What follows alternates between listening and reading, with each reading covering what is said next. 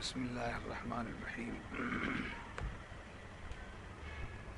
نحمدہ ونصلی ونسلم علی حبیبہ الکریم اما بعد قد قال اللہ تبارک و تعالی فی شان حبیبہ الکریم ان اللہ وملائکتہ یصلون علی النبی یا ایہا الذین آمنوا صلوا علیہ وسلموا تسلیما اللهم صل على سيدنا محمد وعلى آل سيدنا محمد وبارك وسلم اللهم صل على سيدنا محمد وعلى آل سيدنا محمد وبارك وسلم اللهم صل على سيدنا محمد وعلى آل سيدنا محمد وبارك وسلم صلاة وسلام عليك يا رسول الله صلى الله تعالى عليه وسلم فقد قال الله تبارك وتعالى في القرآن المجيد والفرقان الحميد فاعوذ باللہ من الشیطان الرجیم بسم اللہ الرحمن الرحیم ان الذین توفاہم الملائکۃ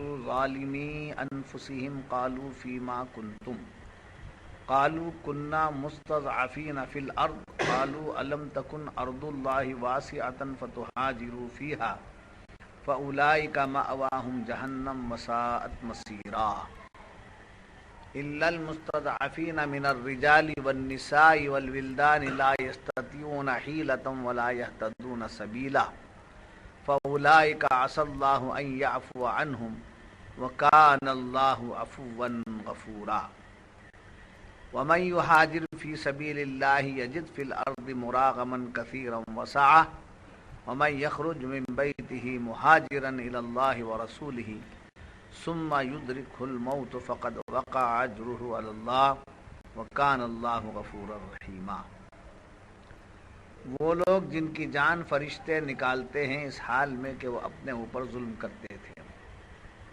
ان سے فرشتے کہتے ہیں تم کاہے میں تھے؟ کہتے ہیں ہم زمین میں کمزور تھے۔ کہتے ہیں کیا اللہ کی زمین کشادہ نہ تھی کہ تم اس میں ہجرت کرتے؟ تو ایسوں کا ٹھکانہ جہنم ہے اور بہت بری جگہ پلٹنے کی۔ مگر وہ جو دبا لیے گئے مرد اور عورتیں اور بچے جنہیں نہ کوئی تدبیریں پڑی نہ راستہ جانے، تو قریب ہے اللہ ایسوں کو معاف فرمائے، اور اللہ معاف فرمانے والا بخشنے والا ہے۔ اور جو اللہ کی راہ میں گھر بار چھوڑ کر نکلے گا وہ زمین میں بہت جگہ اور گنجائش پائے گا۔ جو اپنے گھر سے نکلا اللہ اور رسول کی طرف ہجرت کرتا پھر اسے موت نے آ لیا تو اس کا ثواب اللہ کے ذمہ پر ہوگا، اور اللہ بخشنے والا مہربان ہے۔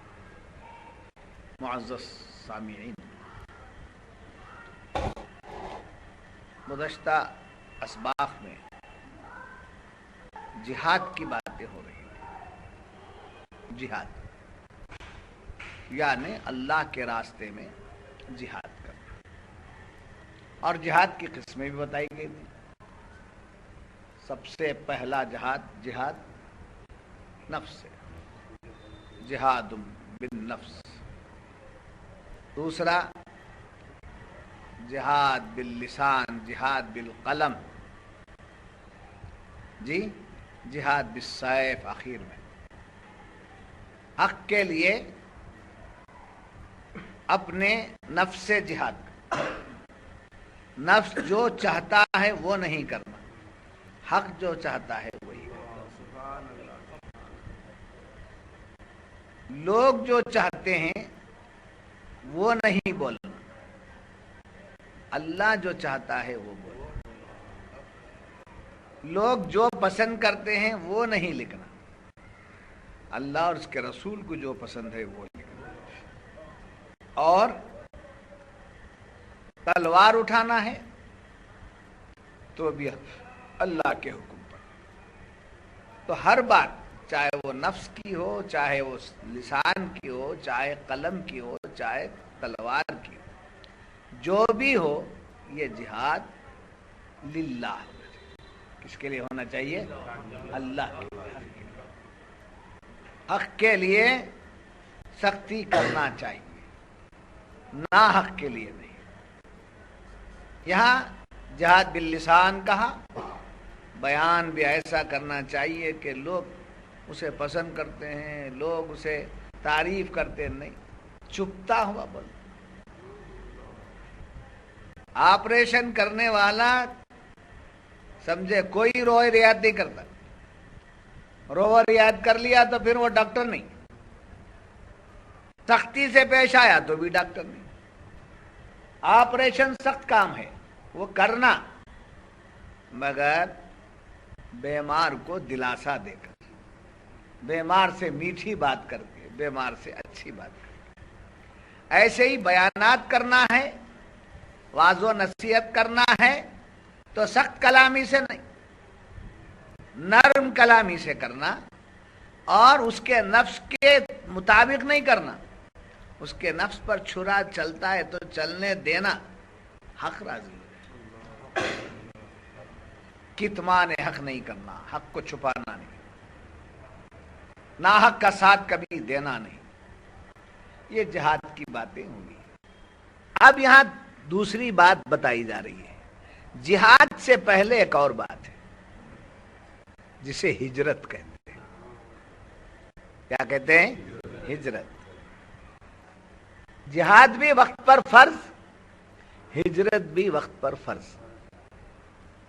جیسا مفسرین فرماتے ہیں کہ جہاد کی جیسی تاکید آئی ہے ویسے ہی ہجرت کی بھی تاکید آئی ہے.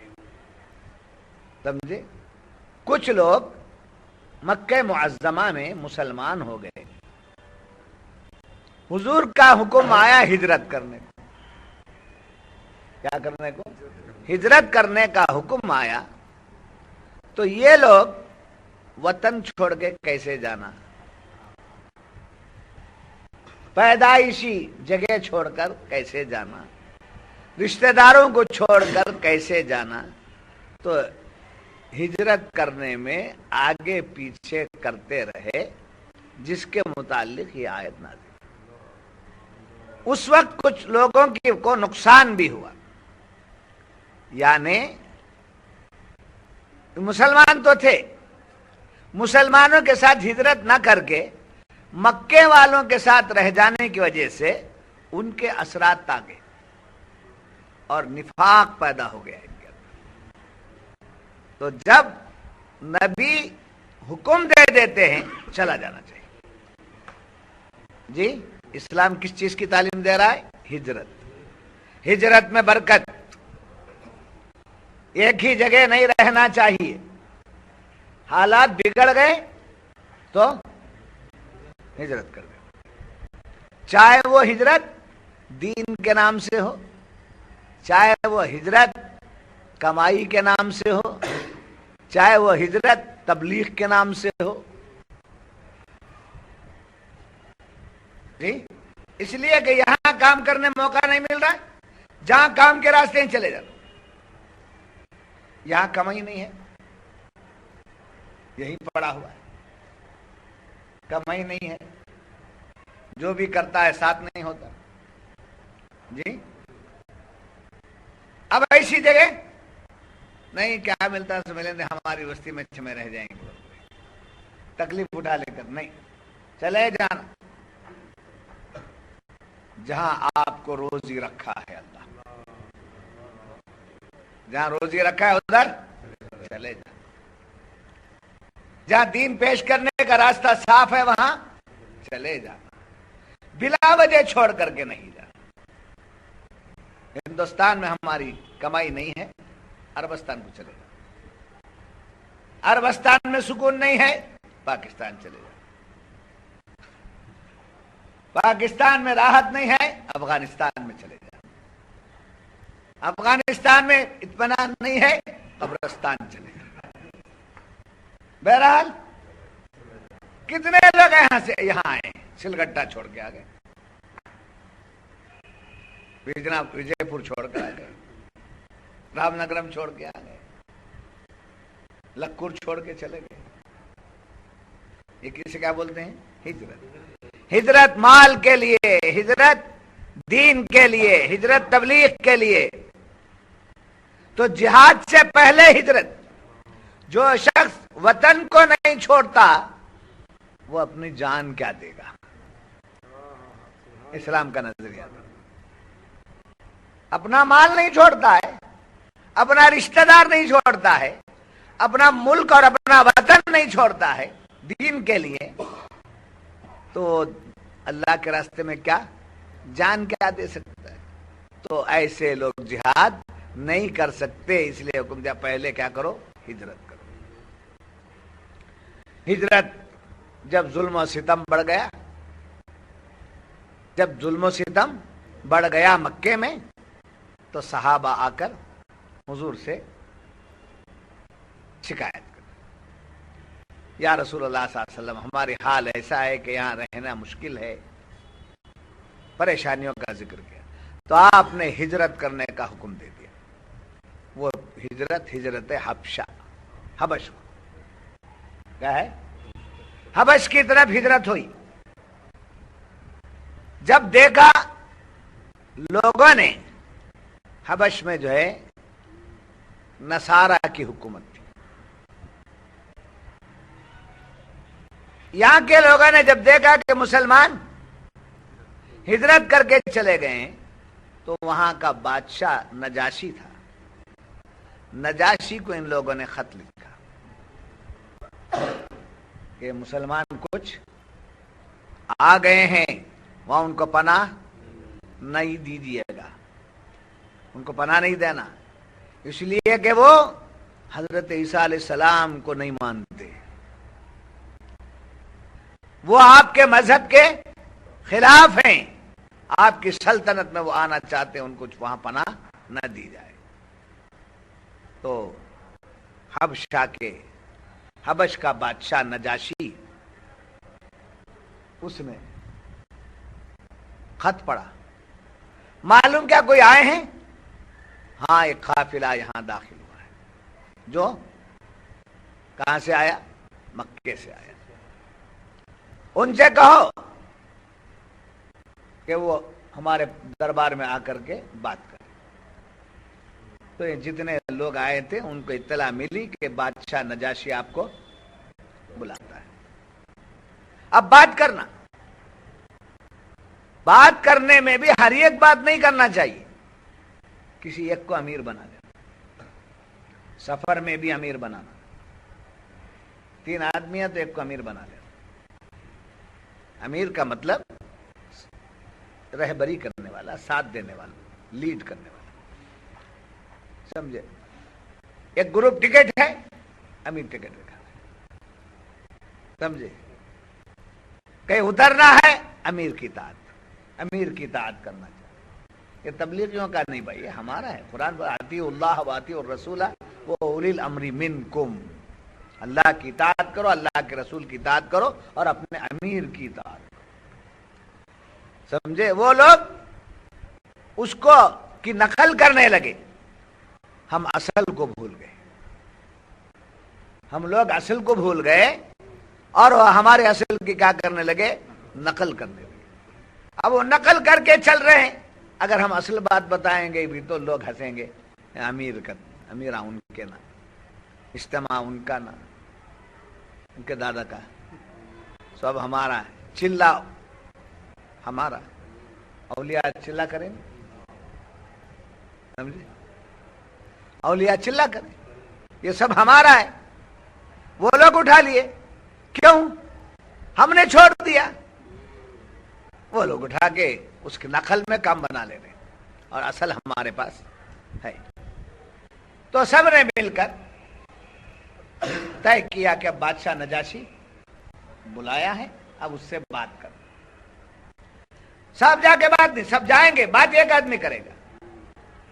تو بادشاہ نجاشی کے پاس جا کر بات کرنے کے لیے ایک امیر منتخب کرے, جن کا نام ہے حضرت جعفر طیار, جعفر صادق, جعفر طیار. یہ جعفر طیار کون, حضرت علی کے بھائی, حضرت ابو طالب کے بیٹے. یہ جعفر صادق یہ الگ, یہ آل رسول میں سے, اولاد علی میں سے. حضرت علی کے بھائی, ابو طالب کے بیٹے, نام کیا, جعفر طیار. جعفر طیار گئے, دربار میں پہنچے، دربار کا کوئی ادب نہیں بجا لائے، دربار کا کوئی ادب بجا نہیں لائے۔ وہاں کا دربار کا ادب کیا تھا؟ بادشاہ نجاشی کے دربار میں جب جانا ہوتا تو سر جھکا کر سلام کرنے کے لیے سر کو جھکا کر جانا، یہ وہاں کا طریقہ۔ جعفر طیار گئے، بے دریغ داخل ہو گئے۔ درباری لوگ بولے بادشاہ کے دربار کا کیا ہے؟ بے ادبی ہو رہی ہے، گستاخی ہو رہی ہے۔ تو جعفر طیار سے پوچھا نجاشی بادشاہ نے کہ ہمارے دربار میں آنے کے آپ کو آداب معلوم نہیں؟ کہا معلوم ہے، ایسا آتے ہیں یہاں۔ کیوں نہیں آئے؟ اس لیے کہ ہمارے پیغمبر نے تعلیم دی ہے کہ یہ سر خدا کے سوا کسی کے سامنے نہیں، یہ ہمارے پیغمبر کی تعلیم ہے۔ یعنی یہ ہے جہاد، حق بات بادشاہ وقت کے دربار میں بول دینا۔ انہوں کیا ناراض ہوتی کہ انہوں کیا ہوتی کہ ان کے نذرانے بند ہو، سب داڑھی منڈا جڑ منڈے برابر بول، بدبودار برابر بول، لحاظ و پاس نہیں۔ حق بات بولنا بھی جہاد ہے، حق بات بولنا بھی جہاد ہے، سمجھے؟ جھگڑا مول لینا جہاد نہیں ہے۔ وہ علم ہے کہ آپ کو کیپیسٹی ہے کہ وہ پہلے وہ دیکھنا، سکھا دیے بول کر جا کر کے نقل کر دیں گے تو مار کھائیں گے۔ تو گئے، کس کے پاس گئے؟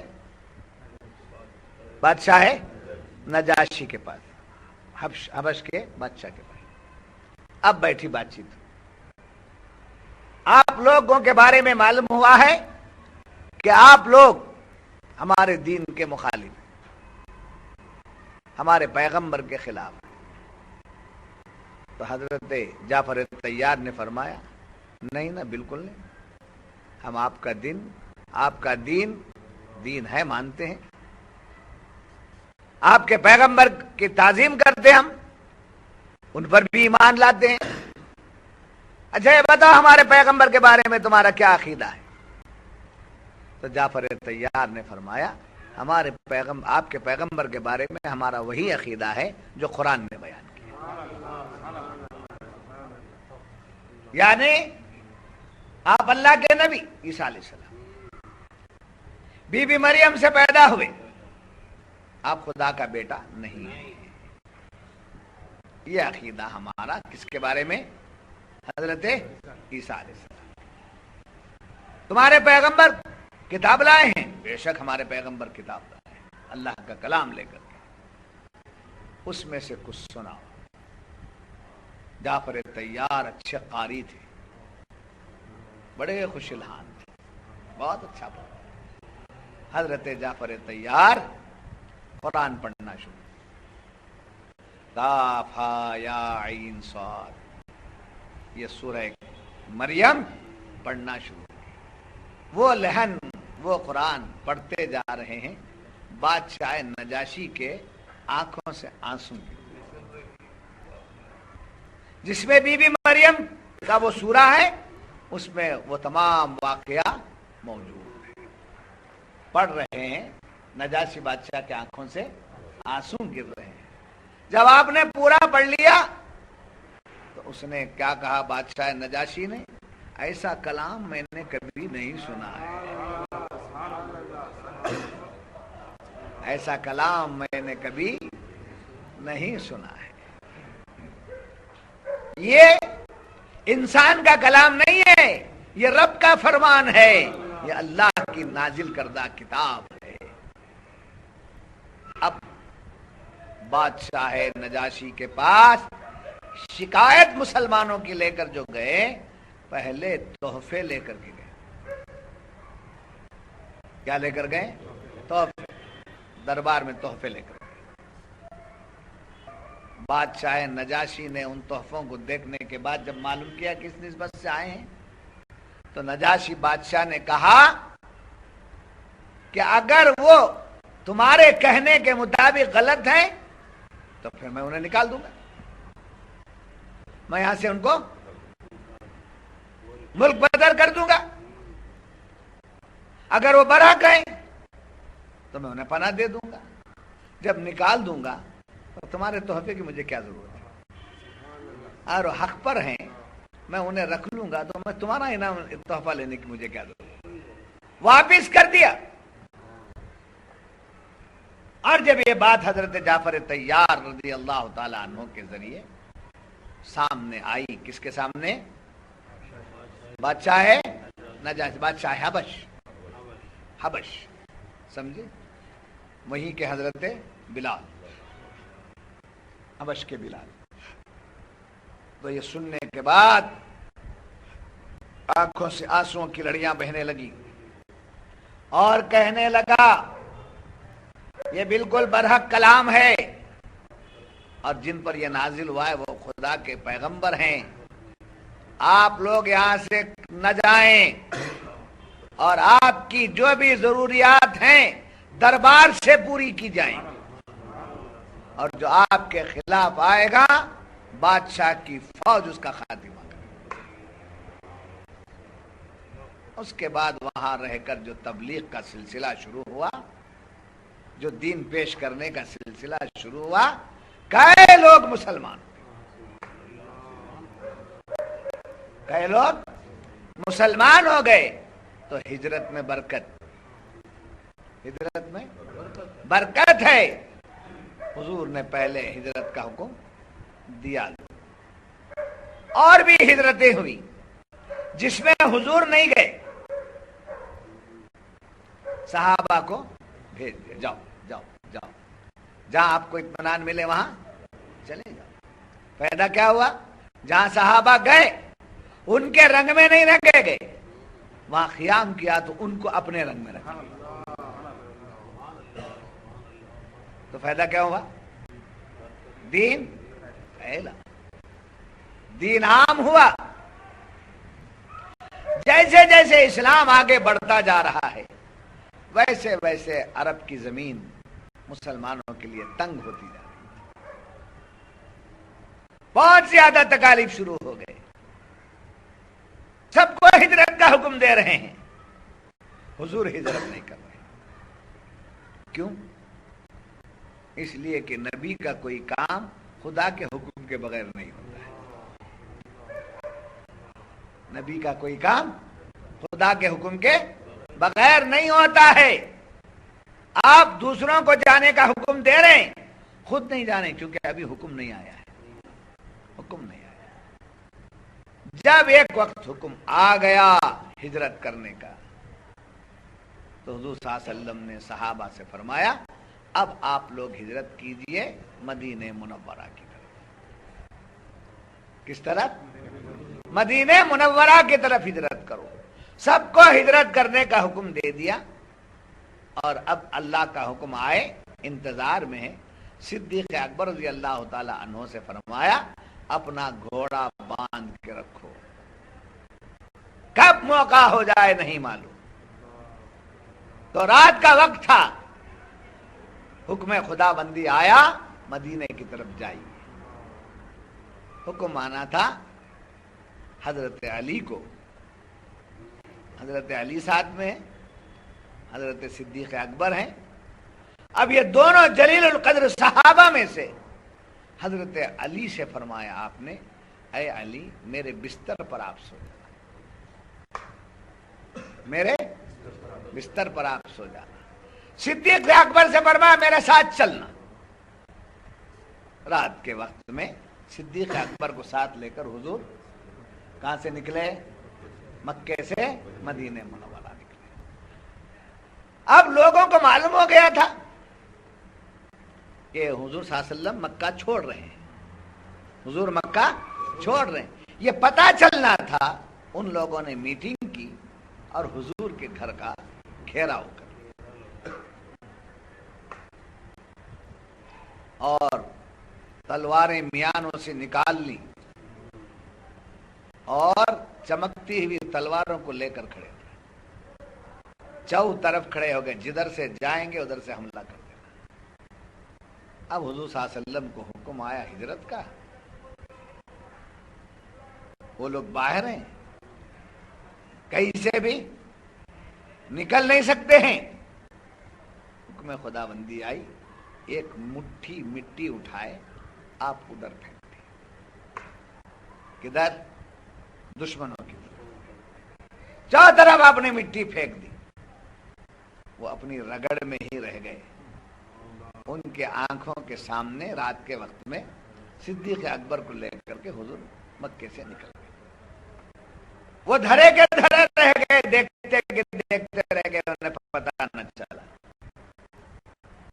پوری رات گزر گئی، جب صبح کی پو پھٹی تو آپس میں دیکھنے لگے، اتنی دیر ہو گئی، اجالا ہو رہا ہے، یہ اندر سے نکلے نہیں ہیں،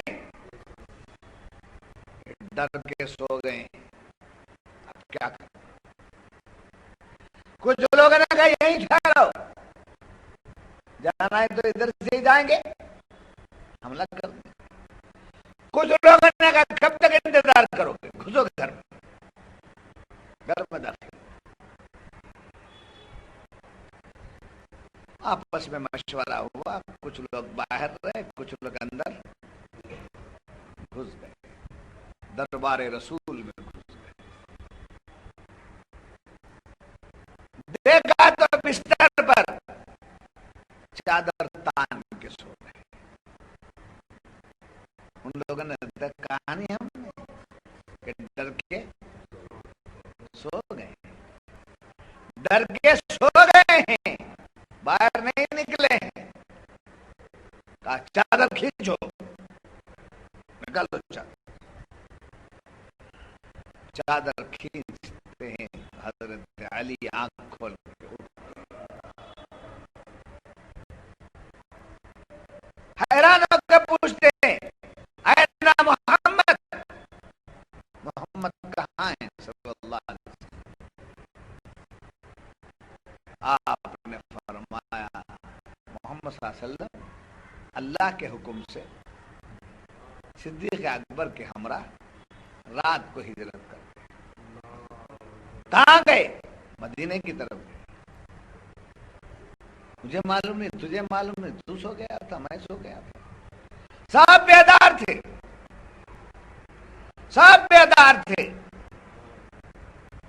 حضور سامنے سے ان کی آنکھوں کے سامنے سے گئے، ان کے تلواروں کی چمک میں گئے، ان کی نہ تلواریں کام آئی نہ ان کی نظروں میں نظر آئے۔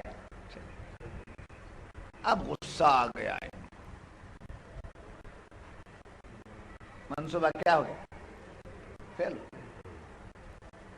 ارے آؤ کیا تھا، کیا دیکھتے ہو، چلو جو ملا اسے ختم کرو۔ حضرت علی کو مار، حضرت علی کو مار۔ حضرت علی نے فرمایا بات ایسی ہے، چلو دو ہاتھ ہو جائے۔ حضرت علی بھی تلوار اٹھا، حضرت علی بھی تلوار اٹھا لیے۔ اب دونوں طرف سے تلواریں، ایک طرف سے جماعت، ایک طرف سے تنہا حضرت علی۔ تلوار چلنے والی تھی، اس میں کچھ لوگ تھے، انہوں نے کہا ان سے بدلہ لے کر حق کیا ملتا ہے، ہمارا مقصد کیا جی؟ حضور پر حملہ کرنا، محمد صلی اللہ علیہ وسلم کو قتل کرنا، معاذ اللہ۔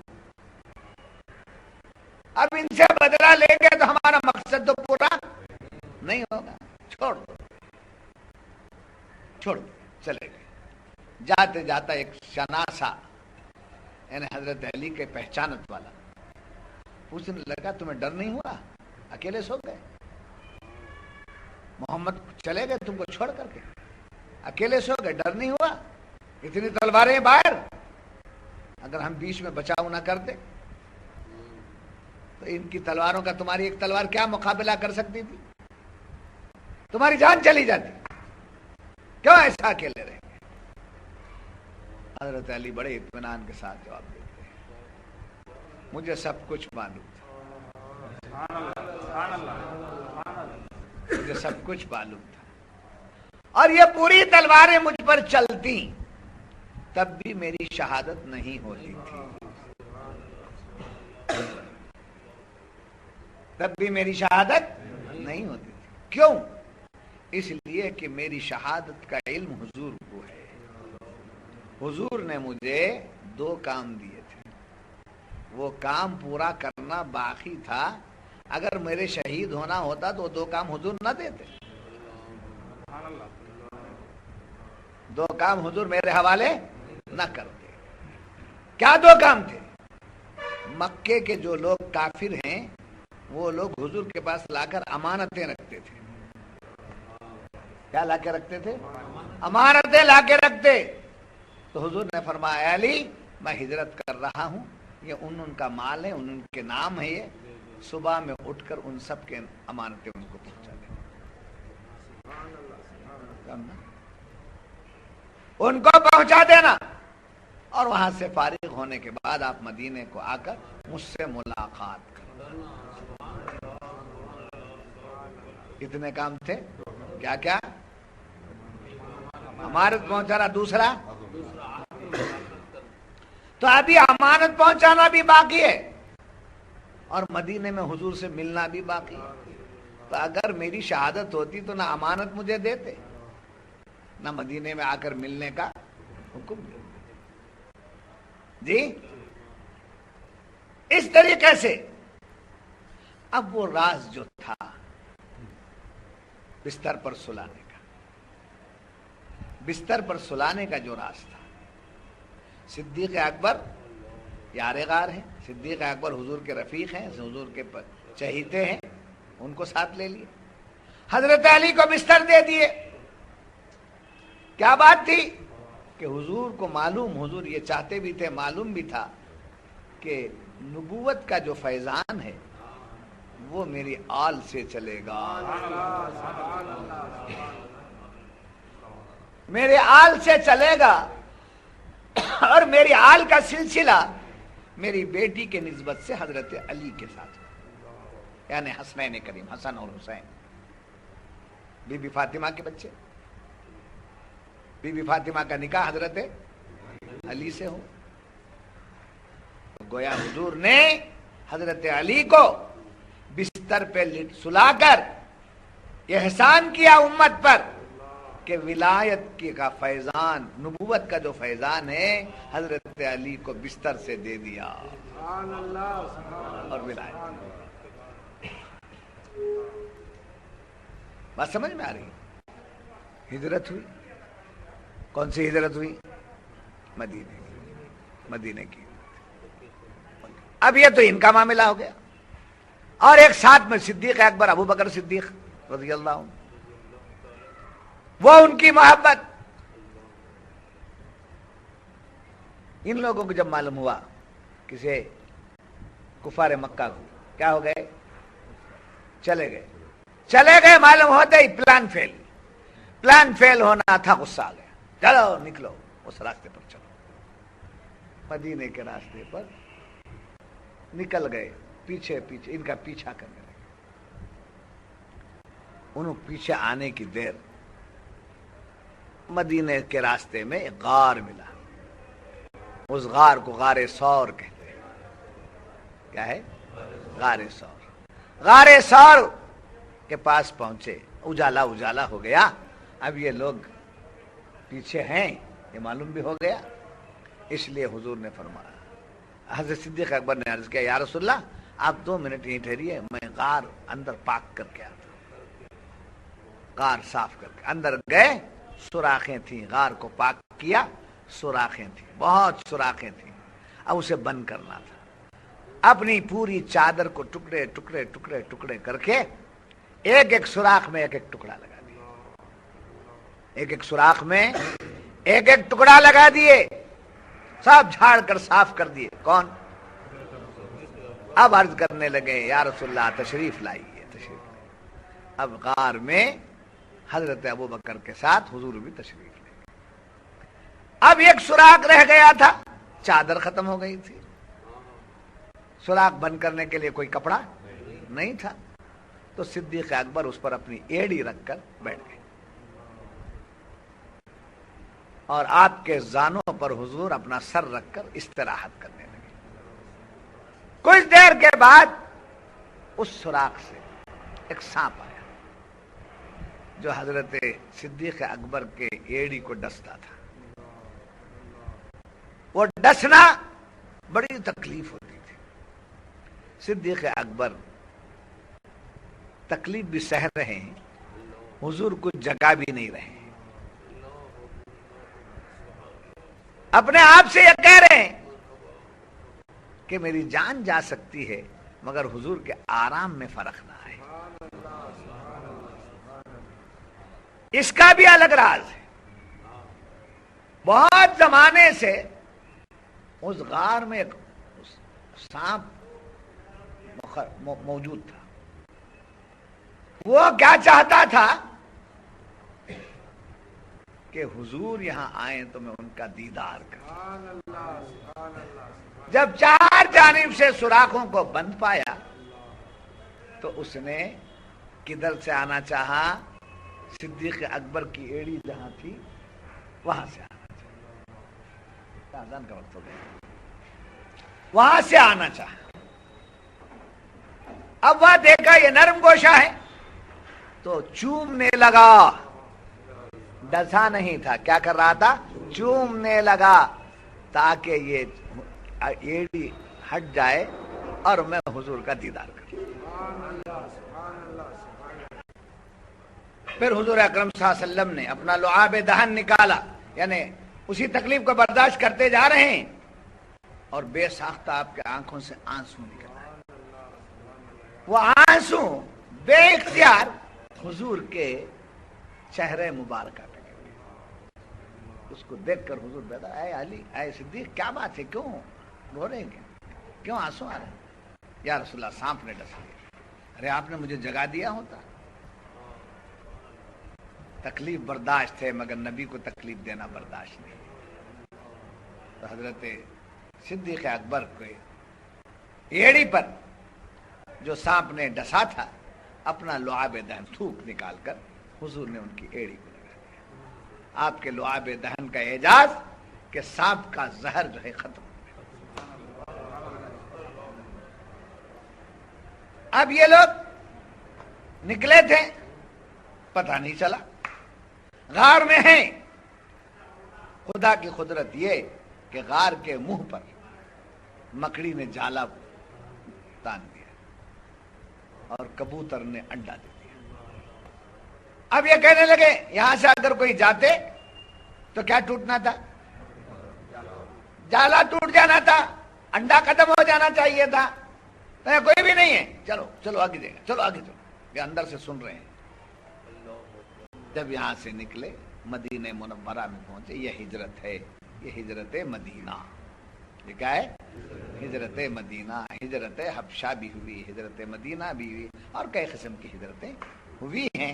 हिजरत की ताकीद इस्लाम देता है कि आप अपनी जरूरत के लिए क्या करो, दीन के लिए भी, माल के लिए भी, आराम के लिए भी।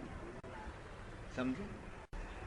आप मदीने में गए, हुजूर मदीने में, मक्का से हिजरत करके कहां गए?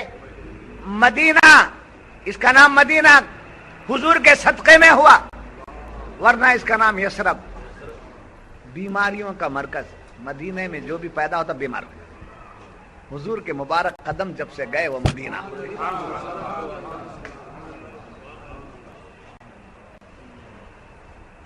अब मदीना पहुंच रहे, खबर मिल गई किसे?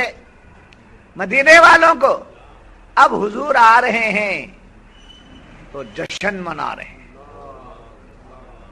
जश्न, खुशियां मना रहे हैं। खुशियां मनाकर छोटी छोटी बच्चियां हाथ में दफ लेकर तलाअल बद्रू अलैना मिन सन्नियातिल वदाई वजबश शुक्रू अलैना मा दआ लिल्लाहि दाई। ये बजाते जा रही हैं और नाच रही, गा रही हैं, बजा रही। सिद्दीक अकबर आगे आगे हैं, हुजूर पीछे पीछे हैं, घोड़े पर आप सवार हैं। جب لڑکیوں نے حضور کا استقبال گانے کے ساتھ کیا، صدیق اکبر نے ان کو گانے سے روکا. حضور دیکھ لیے، اے صدیق گانے دو، گانے تو آج ان کے عید کا دن ہے. کس کی محبت میں؟ یہاں سے بھی سما کا جواز لیا جاتا ہے، سما خانی کا جواز لیا جاتا. طلع البدر علینا، ہم پر چاند طلوع ہو گیا.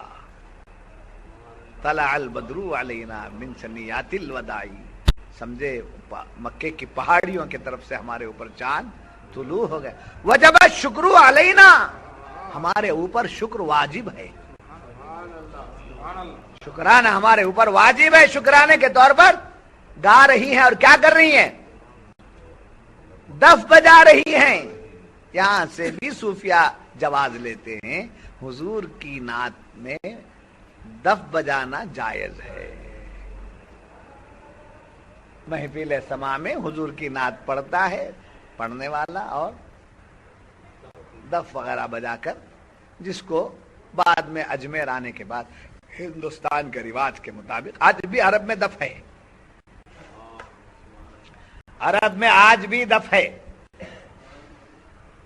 اب ہندوستان میں آ جانے کے بعد ڈھول ہے، ڈھول اور ہارمونیم. چونکہ یہاں بھجن گاتے تھے، گھروں میں آج بھی بھجن ہے نا، بھجن گا گا کر کے اپنے جوتاؤں کو خوش کرتے تھے. اب حضرت خواجہ اجمیری نے دیکھا یہ ادھر ہے نہیں، یہ ادھر لگے ہوئے ہیں، ادھر سے ادھر موڑ لینا. جوتاؤں کو خوش کرنے میں بھجن گا رہے ہیں، اب اس بھجن کو نعت مصطفیٰ میں لگا دینا، اللہ کی حمد میں لگا دینا، یوں موڑ دیے. یعنی تبلیغ کرنے کا طریقہ تھا. تو اس طریقے سے اسلام ہجرت کے ساتھ پھیلا ہے. اسلام کس سے پھیلا ہے؟ ہجرت کے ساتھ پھیلا ہے. اگر آپ کو بنگلور میں سکون نہیں، چلے جاؤ جہاں آپ کو سکون ہے، چلے جاؤ.